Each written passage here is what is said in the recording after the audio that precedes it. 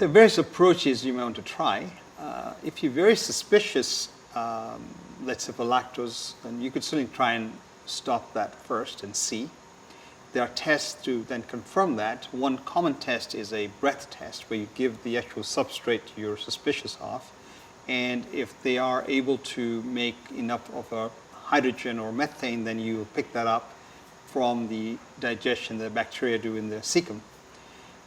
These tests are fraught with limitations, but nevertheless they are standard tests.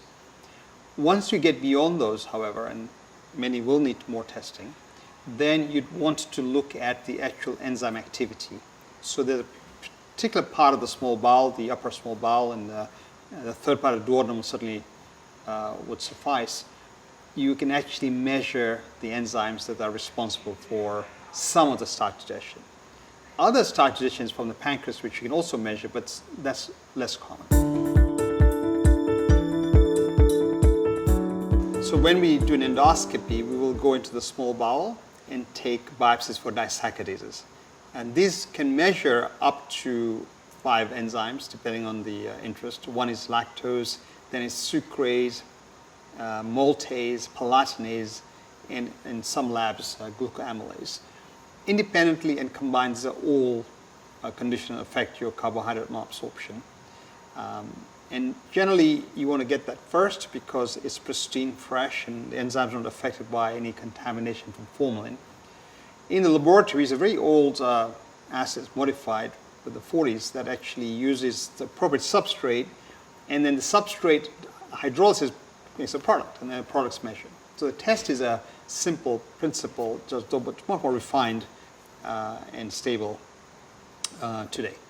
And the pretty quick results, and literally you will end up getting results even before you get to histology back from other biopsies you've taken, so it gets you the data at the right point. One of the things it does is increases the yield of your endoscopy. You'll probably find, maybe 15-20% of endoscopies may be abnormal in a general practice. If you add these, then you'll get another 10, 20, maybe 30% are abnormal and have much more effective care for your patients. We would often do disaccharidases, particularly in abdominal pain or in any symptoms where you have gas, distension, or malabsorption, as a routine. We're often surprised how often we find a positive sample that then makes sense, and we go back to the patient, the history becomes more clear, particularly when you treat that, and then it becomes more obvious. So I think it's true for many conditions where when they're anxious, puzzled, have an illness for a while, the symptom complex and the diagnosis are not quite that linked until more clarity. So we find disaccharidases very, very helpful. One other thing that helps, which is very important, is if the disaccharidases are normal, you're almost certainly not going to have celiac disease. So it gives you another validity to your histology. Pathologists are very good at celiac disease now, but they still will have to look very carefully at the villi and structures to call it. And if you have low disaccharidases, you may want to go back and ask them, can you just make sure one more time?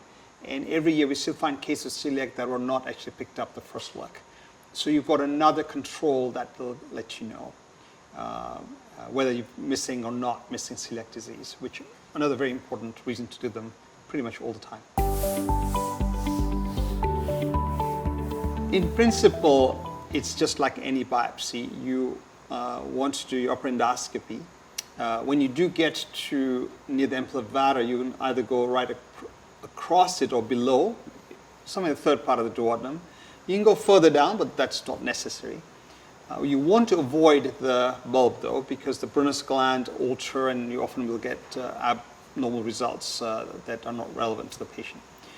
Now, you get the biopsies really as you would for a normal forceps, same normal size. If it's a small forceps or large, it doesn't really matter.